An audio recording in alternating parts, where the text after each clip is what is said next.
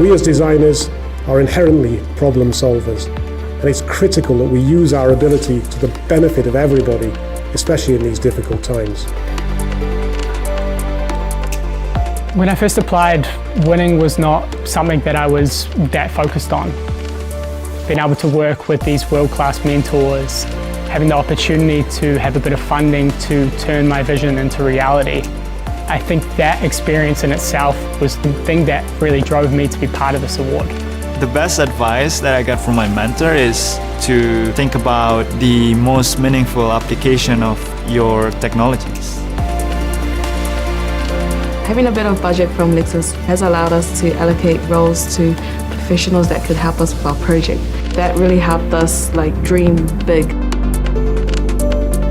For other designers who are looking to apply, I would highly recommend it. It's been such an incredible opportunity for not only my design to develop, but also myself as a designer. Designers have the power to define the future, and I'm really looking forward to see how this year's entrants envisage it.